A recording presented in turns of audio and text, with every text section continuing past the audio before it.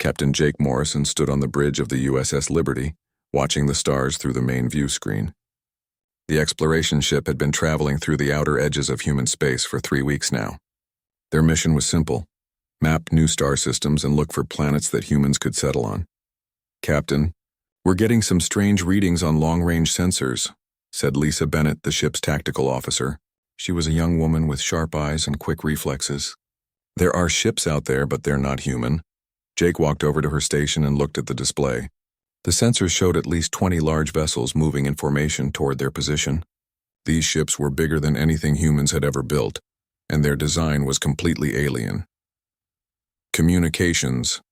Try to make contact," Jake ordered Amy Carter, who sat at the communications console. Amy was one of the best comm officers in the human fleet. If anyone could establish contact with alien ships, it would be her. "I'm trying all frequencies, Captain," Amy replied. "Wait, I'm getting something." "It's a transmission, but the language is completely unknown."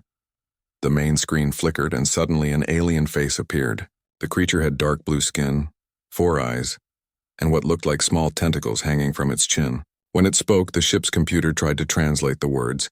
"Primitive species vessel. You are now in the territory of the Zalari Empire. I am Admiral Kethvar of the Imperial Fleet. You will surrender immediately and prepare to be boarded." Jake felt his heart rate increase, but he kept his voice steady. "This is Captain Jake Morrison of the human vessel USS Liberty. We are on a peaceful exploration mission. We didn't know this was your territory." The alien's 4 eyes seemed to focus on him with what looked like amusement. "Human, we have heard of your species. You are new to space travel, are you not? You have expanded into several star systems in recent years." "Yes, that's correct. We're peaceful explorers. Perhaps we can establish diplomatic relations between our peoples." Admiral Kethvar made a sound that might have been laughter. "Diplomacy? Humans, you do not understand. The Zalari Empire has conquered 47 different species across this galaxy. We do not negotiate with inferior races. You will surrender your ship and provide us with the locations of all human colonies." Sam Rodriguez, the ship's engineer, looked up from his station with concern. "Captain, their weapons are powering up. These ships pack serious firepower." Jake knew they were in trouble. The Liberty was an exploration vessel, not a warship. They had basic defensive systems and light weapons, but nothing that could match a fleet of alien warships. "Admiral Kethvar, we cannot surrender the locations of human colonies. Our people have the right to exist freely. Surely we can find a peaceful solution to this situation." The alien's expression turned angry. "Rights? You speak of rights? The strong survive and rule. The weak serve or die. This is the law of the galaxy. You humans will learn this truth. All human colonies in this sector now belong to the Zalari Empire. You have 1 minute to surrender, or we will destroy your ship and take the information from your computers." Jake looked around his bridge. Lisa was preparing the ship's weapons, though they both knew it would be hopeless. Amy was recording everything for the ship's log. Sam was trying to boost power to their shields and engines. "Captain," Lisa said quietly, "we can't win this fight, but maybe we can hurt them badly enough to send a message." Jake nodded. He understood what she meant. The Liberty might be destroyed, but they could show these aliens that humans would not go quietly. "Admiral Kethvar, I'm sorry, but we cannot comply with your demands. Humans do not surrender to threats." The alien's face showed surprise for a moment, then anger. "So be it. You have chosen death over wisdom." The transmission ended, and the Zalari ships began moving toward the Liberty. Jake could see weapon ports opening along their hulls. "All hands battle stations," Jake announced over the ship's comm system. "This is not a drill. Prepare for combat." The first Zalari attack came within seconds. Beams of energy struck the Liberty's shields, causing the ship to shake violently. The lights on the bridge flickered as power systems struggled to handle the load. "Shields down to 60%, Sam reported. Their weapons are more powerful than anything in our database." "Return fire," Jake ordered. "All weapons target their lead ship." The Liberty's weapons fired back at the alien fleet. Their missiles and energy beams struck the hull of the nearest Zalari ship. To everyone's surprise, the alien vessel's shields flickered and went down. "Direct hit on their command ship," Lisa reported with excitement. "Their shields are offline." The Zalari seemed shocked that the small human ship could damage their vessel. Admiral Kethavar's voice came over the comm channel, sounding angry and surprised. "Impossible. How can such a primitive ship penetrate our defenses?" Jake smiled grimly. "Maybe we're not as primitive as you think." The battle continued for 10 more minutes. The Liberty used every trick in the book, changing course suddenly, using nearby asteroids for cover and targeting what seemed to be weak points on the alien ships. They managed to destroy one Zalari vessel completely and damage 3 others. But it could not last. The Liberty was outnumbered 20-1, and the Zalari were learning from their mistakes. Their return fire became more accurate and coordinated. "Shields are gone," Sam reported as another wave of alien weapons struck the ship. "Hull breaches on decks 4 and 7. We're losing life support." Jake knew the end was near. "Amy, prepare a message burst to Earth Command. Include everything we've learned about these Zalari, their weapons, their tactics, and their plans for human colonies." "Message prepared, Captain. Send it now. Maximum priority." The Liberty shook again as more weapons fire hit the hull. Smoke was filling the bridge, and Jake could hear the sounds of systems failing throughout the ship. Admiral Kethvar appeared on screen again, his 4 eyes showing satisfaction. "Your ship is dying, human. You fought better than expected, but the outcome was never in doubt." Jake looked at the alien commander with defiance. "This is just the beginning, Admiral. When my people learn what you've done here, they will come for you. And humans don't forget," the alien laughed. "Let them come. We will crush them as we have crushed all others." The final Zalari attack tore through the Liberty's hull like paper. As the ship began to break apart, Jake's last thought was about the message they had sent. Earth would know about the threat. His people would be ready. The USS Liberty exploded in a ball of fire and debris, but across the galaxy, their final transmission raced toward human space, carrying a warning that would change everything. Admiral Kate Sullivan was drinking her morning coffee when the emergency alert came through. The message from the USS Liberty had just arrived at Earth Command, after traveling for 3 days across space. As she read the report, her coffee grew cold in her hands. 20 Zalari warships, advanced weapons, demands for surrender, the complete destruction of an exploration vessel and its crew. Kate had been in the military for 25 years. She had fought in conflicts across human space and had seen her share of violence. But this was different. This was a direct threat to humanity's survival. "Get me Colonel Rick Hayes and Dr. Chris Miller immediately," she told her assistant, "and put all defense forces on high alert. We may be going to war."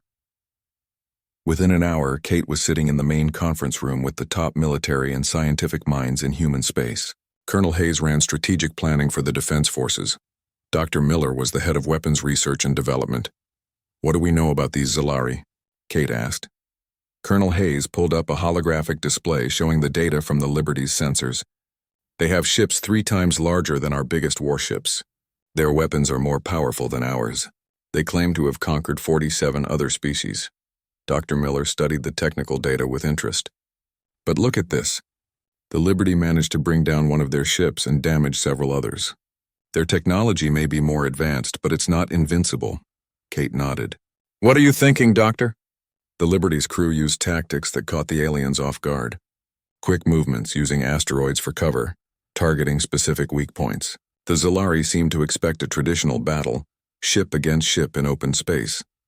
Lieutenant Commander Julia Barnes, who ran intelligence operations, spoke up. "I've been analyzing their communication patterns. The Zalari seem to have a rigid military structure. Very formal, very predictable. They expect their enemies to fight by certain rules. Rules we don't have to follow," Kate said with a smile that wasn't pleasant. Over the next week, reports began coming in from the outer colonies. The Zalari had attacked 3 more human settlements. Each time they demanded surrender, and when refused, they bombarded the planets from space. But the colonists weren't helpless. On New Texas, the settlers had evacuated their cities and gone underground. When Zalari troops landed to occupy the empty towns, they found explosive traps waiting for them. The aliens lost an entire company of soldiers to booby traps set by farmers and miners. On Delta Prime, the colonists had modified their mining equipment into weapons. Plasma cutters designed to slice through rock proved very effective against alien armor. The Zalari won the battle, but at a cost they hadn't expected. Dr. Miller's research teams were working around the clock, studying every piece of data from the battles. They found something interesting about Zalari technology. It was very advanced but also very standardized. Every ship used the same type of shields, the same weapons, the same armor. "They've perfected their technology," Dr. Miller explained to Kate. "But perfection can be a weakness. When you know exactly how something works, you can figure out how to break it. Colonel Hayes was developing new battle tactics based on what they learned from each engagement. Instead of meeting the Zalari in traditional fleet battles, human ships would strike fast and disappear. They would target supply lines and isolated vessels rather than facing the main fleet directly. It's like fighting a much larger opponent, Hayes explained. You don't stand toe-to-toe and trade punches. You move fast, hit where they're weak, and stay out of their reach. Kate approved the new strategy, but she knew it would take time to retrain their forces and develop new weapons. Time that the outer colonies might not have. The breakthrough came from an unexpected source. Lieutenant Sarah Foster had been analyzing wreckage from a Zalari ship that crashed on New Texas. She found something that made her contact Dr. Miller immediately. "Doctor, you need to see this," Sarah said over the comm. "The Zalari use a crystalline matrix to power their shields and weapons. It's incredibly efficient, but it has a specific resonance frequency." Dr. Miller understood immediately. "If we can match that frequency, we can overload their entire power system," Sarah finished. Within days, Dr. Miller's team had developed a new type of weapon specifically designed to exploit this weakness. They called it a resonance disruptor. It would be useless against human technology, but devastating against Zalari systems. Meanwhile, communications expert Ryan Clark was working on a different kind of weapon. He had been studying Zalari culture and language, learning about their beliefs and fears. "They're very superstitious," Ryan reported to Kate. "They believe in honor above all else, but they also fear certain things: chaos, unpredictability, fighting without rules. These things go against everything they believe in." Kate saw the possibilities immediately. Psychological warfare, exactly. We can't match their firepower, but we can mess with their heads. Make them afraid, make them doubt themselves. The plan began to take shape. Human forces would avoid direct confrontation with the main Zalari fleet. Instead, they would use hit-and-run tactics, new weapons that exploited alien weaknesses, and psychological warfare to break enemy morale. Captain Danny White was chosen to lead the first test of the new tactics. His squadron of 12 ships would attack a Zalari patrol group that had been raiding human supply convoys. The battle lasted only 8 minutes. Danny's ships appeared without warning, fired the new resonance disruptors, and disappeared before the aliens could respond. 3 Zalari ships lost all power and drifted helplessly in space. 2 others suffered critical system failures. Most importantly, the human ships escaped without any losses. Admiral Kethvar's response was swift and angry. He sent a message to all human colonies demanding immediate surrender or face total destruction. Kate's reply was broadcast across the galaxy on all frequencies. "Admiral Kethvar, you made a mistake when you attacked the USS Liberty. You taught us what we needed to know about your people. You showed us your weaknesses. Now we're going to show you ours. We don't surrender, we don't give up, and we don't forget." The transmission ended, but its meaning was clear. Humanity was no longer just defending itself. It was preparing to take the fight to the Zalari. Dr. Miller's teams were working on bigger and better weapons. Colonel Hayes was training more pilots in the new tactics. Ryan Clark was preparing propaganda broadcasts that would shake Zalari confidence. Most importantly, Admiral Kate Sullivan was planning Operation Thunderstrike, a massive offensive that would carry the war directly into Zalari space. The aliens had expected humanity to collapse after a few defeats, like all the other species they had conquered. Instead, they found themselves facing an enemy that grew stronger with each battle, learned from every defeat, and refused to accept the idea that they could not win. For the first time in their long history of conquest, the Zalari were about to discover what it meant to fight humans. 6 months had passed since the USS Liberty was destroyed, and Admiral Kethvar was beginning to understand that humans were unlike any enemy the Zalari had ever faced. He stood in the command center of his flagship, looking at reports that should have shown easy victories but instead told a story of frustration and unexpected losses. The humans refused to fight properly. When Zalari fleets approached their colonies, the defenders would evacuate civilians and then strike from hiding. They used their knowledge of local terrain to set ambushes and traps. They turned civilian equipment into weapons and civilian buildings into fortresses. "Admiral, we have another report from the ground forces on Kepler 7, his aide reported nervously. The human resistance fighters destroyed our supply depot using modified construction equipment. They turned mining charges into bombs and excavators into assault vehicles. Kethvar's 4 eyes darkened with anger. How many troops did we lose? 200 soldiers, sir, and they escaped before our reinforcements arrived. This was the pattern everywhere. The Zalari would win the initial battle, occupy the colony, and then face weeks of guerrilla attacks that slowly bled their forces dry. The humans seemed to know exactly where to strike for maximum damage. Captain Danny White was becoming a legend among human forces. His fighter squadron had struck Zalari supply convoys 17 times in the past month. Each attack followed the same pattern: appear without warning, hit hard and fast, disappear before the enemy could respond. Danny's ships were specially modified for these missions. They sacrificed heavy armor and large weapons for speed and stealth systems. The Zalari could rarely detect them until it was too late, and by then the human fighters were already gone. Target acquired, Danny said into his comm as his squadron approached another Zalari supply convoy. 4 transport ships with 2 escort vessels. Remember, hit the transports first, then get out. The attack lasted 3 minutes. The human fighters swept in from multiple directions, fired their resonance disruptors at the transport ships, and watched as the alien vessels lost power and began drifting. The escort ships tried to respond, but the human fighters were already accelerating away at maximum speed. Another successful strike, Danny reported to Admiral Sullivan. The Zalari are going to have supply problems in this sector. But the humans weren't just winning through tactics and new weapons. Dr. Chris Miller's research teams had made another breakthrough, this time with captured Zalari technology. Lieutenant Sarah Foster had been working with alien equipment salvaged from battlefields. She discovered that Zalari computers and weapons used biological components that could be infected with specially designed viruses. It's like a computer virus, but it attacks living tissue. Sarah explained to Dr. Miller, "We can program it to target specific biological markers that only exist in Zalari technology." The first test of the biovirus weapon was devastating. A single infected data crystal, left where Zalari forces would find it, spread through their entire computer network within hours. Ships lost navigation, weapons stopped working, and communication systems failed. The psychological impact was even greater than the tactical advantage. The Zalari had always believed their technology was superior to anything other species could develop. Now they faced the terrifying possibility that human weapons could attack the very foundations of their technological superiority. Ryan Clark's propaganda broadcasts were having their intended effect as well. He had learned enough about Zalari culture to craft messages that exploited their deepest fears and superstitions. Zalari warriors, you face an enemy that does not follow the rules of honorable combat. His broadcasts began. Humans fight from shadows, strike without warning, and use weapons that turn your own technology against you. They are chaos given form, the opposite of everything you believe in. The broadcasts were transmitted on frequencies that the Zalari used for military communications, making them impossible to ignore.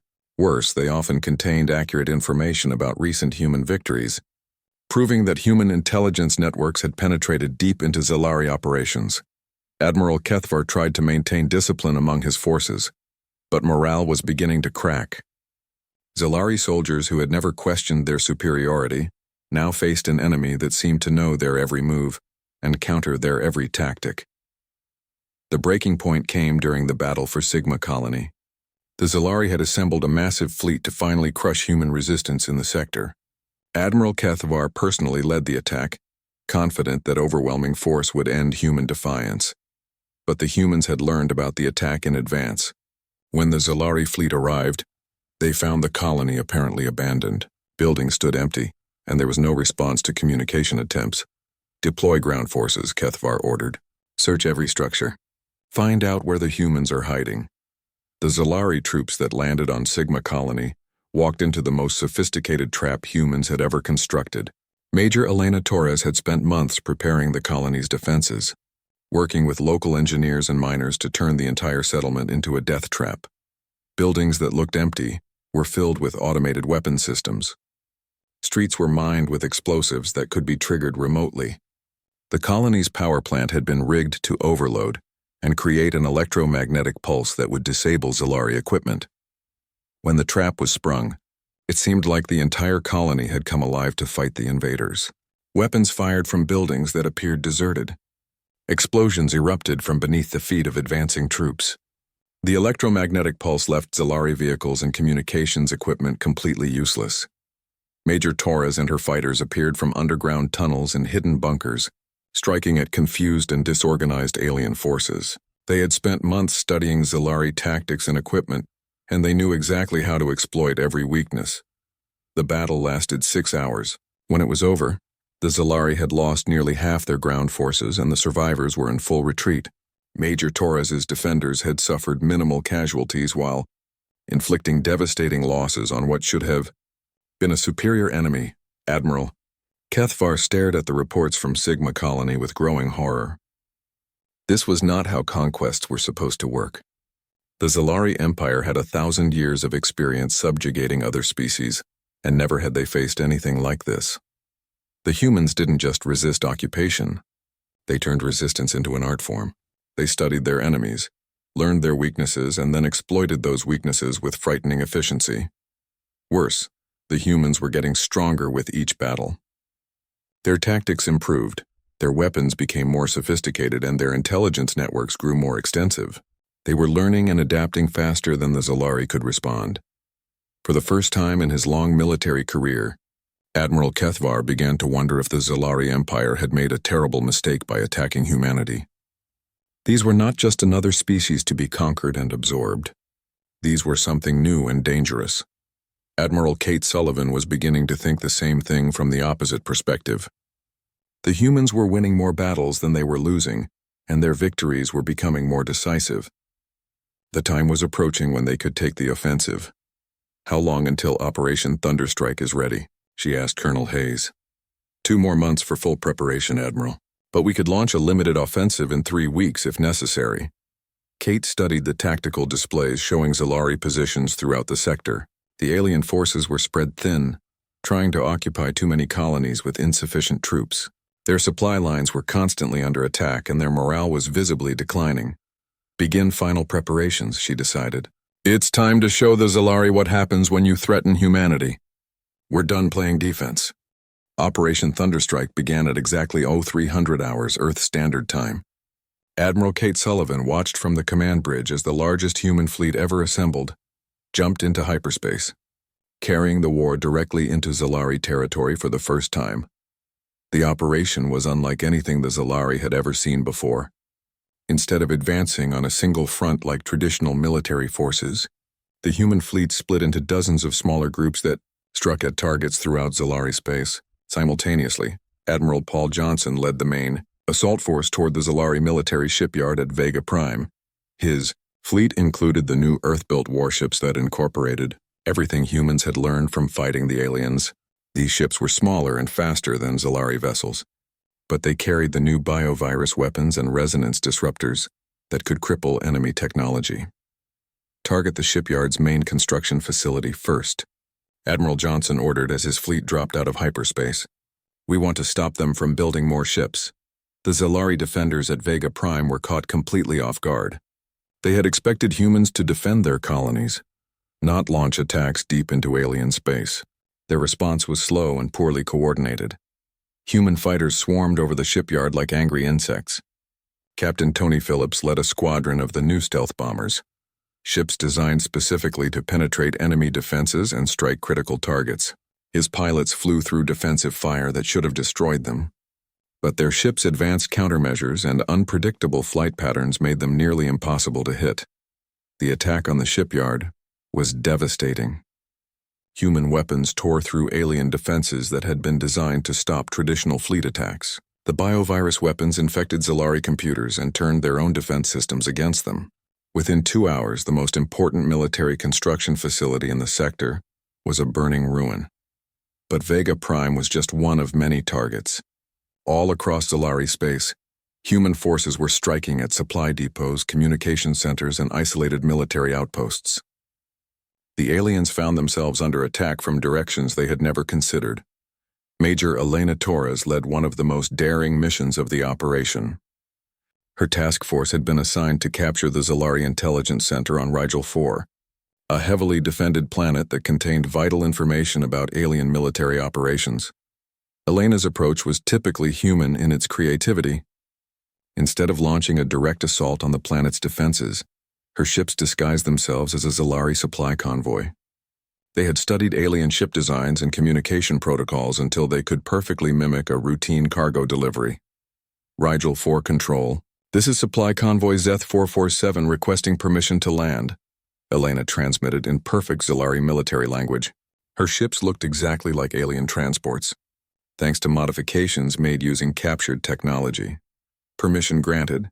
Convoy Zeth 447. Proceed to landing base 7. Elena's ships landed without any problems, and her troops disembarked wearing modified Zalari armor that disguised their human appearance. They walked past alien guards and entered the intelligence center as if they belonged there. The deception lasted long enough for Elena's team to reach the main computer core and plant biovirus weapons throughout the facility's network. By the time the Zalari realized they had been infiltrated, their entire intelligence database was being downloaded to human computers. The battle for the intelligence center was fierce but brief. Elena's troops had studied the building's layout for weeks and knew exactly where to strike for maximum effect. They captured vital intelligence data and destroyed the facility's ability to coordinate Zalari operations across 3 star systems. Meanwhile, Commander Lisa Martinez was leading a different kind of operation. Her specialty was psychological warfare, and her target was the Zalari Military Academy on Deneb 2. Lisa's attack was designed to have maximum psychological impact on Zalari forces throughout the galaxy. The military academy was where the aliens trained their future officers, and it was considered one of the most secure installations in their empire. Remember, we want prisoners, Lisa told her troops as their ships approached Deneb 2. These cadets and instructors are worth more to us alive than dead. They represent the future leadership of the Zalari military. The attack on the academy was a masterpiece of combined operations. Human fighters neutralized orbital defenses while ground troops landed and secured the facility. The Zalari defenders fought bravely, but they were cadets and instructors, not experienced combat troops. Within 6 hours, Commander Martinez had captured over 3,000 young Zalari officers and dozens of senior instructors. More importantly, she had demonstrated that humans could strike anywhere in Zalari space, even at targets that should have been completely secure. The psychological impact of losing their military academy sent shockwaves through Zalari society. If humans could capture the facility where they trained their future leaders, what target was safe? Commander Alex Morrison, the younger brother of the Liberty's lost captain, led the most personal mission of Operation Thunderstrike. His target was Admiral Kethvar's personal command ship, the Eternal Glory. Alex had volunteered for the mission when he learned that Kethvar was the alien commander who had destroyed his brother's ship. His attack plan was simple and direct: board the Zalari flagship and capture or kill the admiral who had started this war. "This is for Jake," Alex said quietly as his boarding craft approached the Eternal Glory. His team included Major Kelly Roberts and a hand-picked group of the best human soldiers available. The boarding operation was incredibly dangerous. The Eternal Glory was heavily armed and defended by elite Zalari troops. But Alex's team had studied Zalari ship designs until they knew them better than their builders. They used cutting tools to breach the hull at a point that Zalari designers had considered impossible to access. They moved through the ship's corridors using routes that didn't appear on any alien schematic. They struck at crew members who never saw them. The final confrontation took place on the bridge of the Eternal Glory. Admiral Kethvar faced Alex Morrison in single combat while their respective forces battled around them. The alien commander was skilled and experienced, but Alex fought with the fury of someone who had lost family to Zalari aggression. "You killed my brother," Alex said as he and the alien admiral circled each other with energy weapons drawn. Jake Morrison was a good man who only wanted to explore the galaxy peacefully. Kethvar's 4 eyes showed confusion. "Your brother? The captain of the primitive ship that refused to surrender? The USS Liberty. You destroyed her and murdered everyone aboard."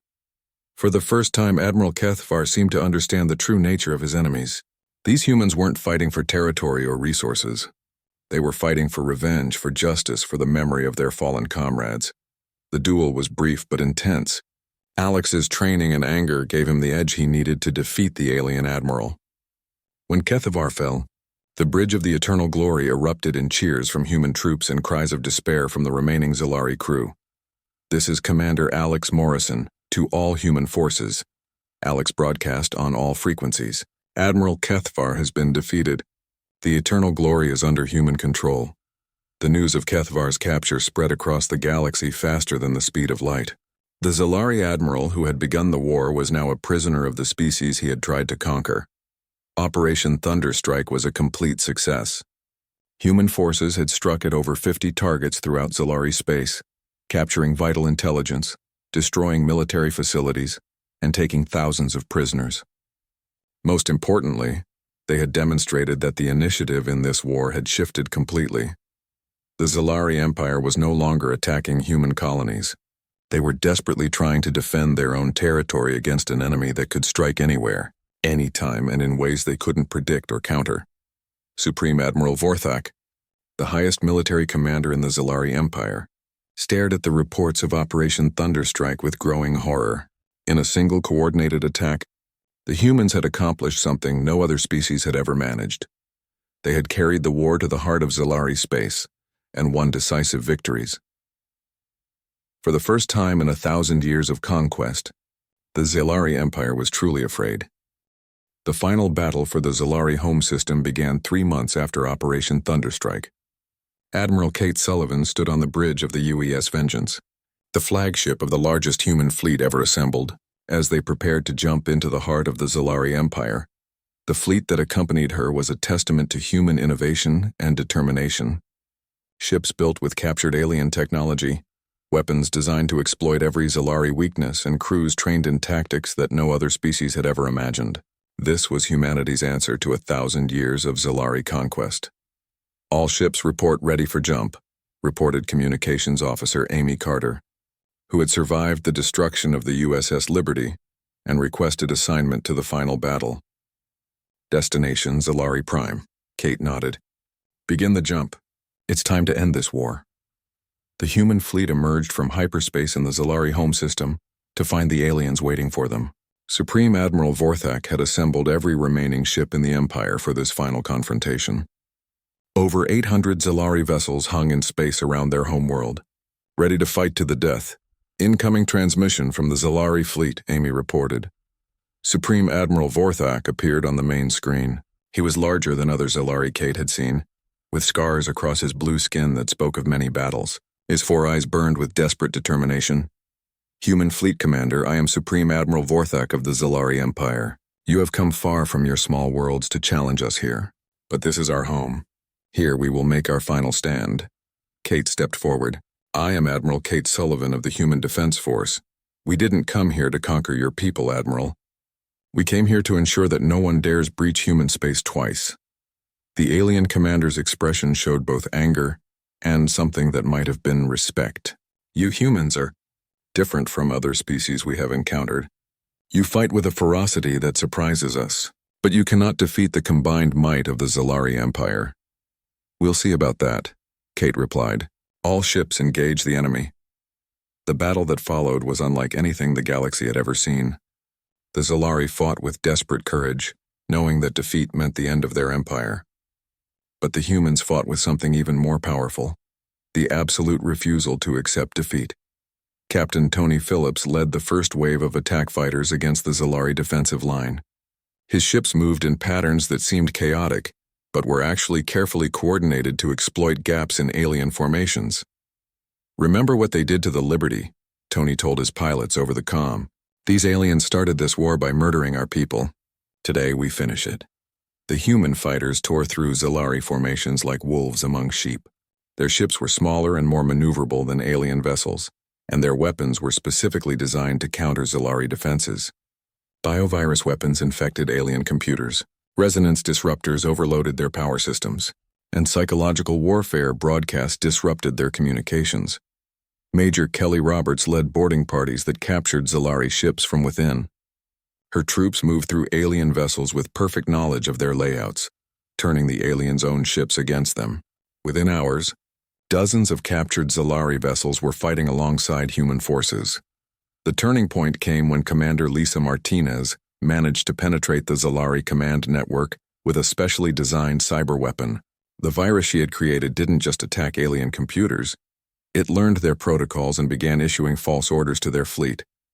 "Admiral Sullivan, I've gained partial control of their communication systems," Lisa reported. "I can disrupt their coordination and maybe turn some of their ships against each other." "Do it," Kate ordered. Chaos erupted in the Zalari fleet as ships received contradictory orders and lost communication with their commanders. Some vessels turned on their own allies, thinking they had been given legitimate combat orders. Others found their weapons systems completely shut down by the human virus. Supreme Admiral Vorthak watched his carefully organized fleet dissolve into confusion and panic. These humans didn't just fight with superior tactics or better weapons. They fought with a creativity and ruthlessness that the Zalari military mind couldn't comprehend or counter. The final phase of the battle took place around Zalari Prime itself. Human ships penetrated the planet's orbital defenses and began targeting military installations on the surface. But they were careful to avoid civilian areas, something that surprised the alien defenders. Commander Nancy Morrison, sister of the USS Liberty's lost captain, led the assault on the Planetary Defense Control Center. Her mission was to capture the facility intact and use it to disable the remaining orbital weapons. "This is for Jake and everyone else who died on the Liberty," Nancy said as her troops stormed the control center. The Zalari defenders fought bravely, but they were overwhelmed by human tactics they couldn't understand or counter. Within hours, the orbital defenses around Zalari Prime were under human control. The planet's military forces were cut off from space support, and Supreme Admiral Vorthak found himself facing a choice between surrender and the complete destruction of his homeworld. The final confrontation took place aboard Vorthak's flagship, the Eternal Dominion. Kate Sullivan and a small team boarded the alien command ship for a face-to-face meeting with the Zalari leader. The two commanders met in the ship's main conference room, surrounded by the wreckage of what had been the most powerful fleet in the galaxy.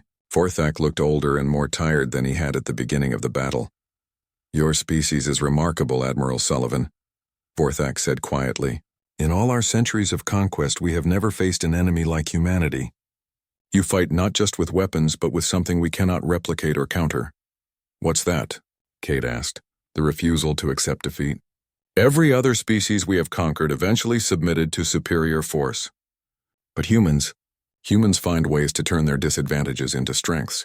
You make weapons from mining equipment. You turn our own technology against us. You fight wars in ways that violate every rule we understand." Kate nodded. "That's what happens when you threaten our people, Admiral. Humans don't surrender. We adapt, we overcome, and we remember." Supreme Admiral Vorthak looked out at the burning remains of his fleet and made his decision. "The Zalari Empire surrenders unconditionally to humanity. I formally request terms for the protection of my people." The surrender broadcast went out across the galaxy on all frequencies. "To all Zalari forces, to all species of the galaxy, this is Supreme Admiral Vorthak. The Zalari Empire has been defeated by the human species. We have learned that no one dares breach human space twice. The humans fight not just with weapons, but with something we cannot replicate or counter: the refusal to accept defeat." The war was over, but its effects would be felt across the galaxy for generations. Within days of the Zalari surrender, diplomatic envoys from dozens of alien species arrived at Earth, offering trade agreements and non-aggression pacts. The message was clear. Humanity had established itself as a major galactic power through force of arms and strength of will. Other species approached them with caution and respect, knowing that humans were not a people to be threatened or conquered. Dr. Chris Miller found himself overwhelmed with requests for technological exchanges. Alien species wanted to learn from human innovation, to understand how a relatively primitive race had defeated the galaxy's greatest military power. Admiral Kate Sullivan stood in her office on Earth, reading reports from across human space. The outer colonies were being rebuilt and fortified. New ships were being constructed incorporating both human and captured alien technology. Most importantly, humanity was no longer alone in the galaxy. "Admiral," her aide reported, "we're receiving another diplomatic request. The Centauri Federation wants to establish formal relations. They're offering mutual defense agreements and technology sharing." Kate smiled. "A year ago, Humans had been struggling to survive against alien invasion. Now they were being courted by civilizations that had existed for millennia. The final report came from Commander Alex Morrison, who had been placed in charge of integrating captured Zalari technology. Admiral, the former Zalari colonies are requesting permission to join the Human Federation. They want our protection against other aggressive species. Kate looked out at the stars through her office window. Humanity had come far from the day when the USS Liberty was destroyed by alien invaders. They had not only survived the challenge but emerged stronger than ever. The galaxy had learned an important lesson. Humanity was not a species to be conquered or absorbed. They were something new and dangerous, a race that would fight for their freedom with every weapon, every tactic, and every advantage they could find. No one would dare breach human space twice.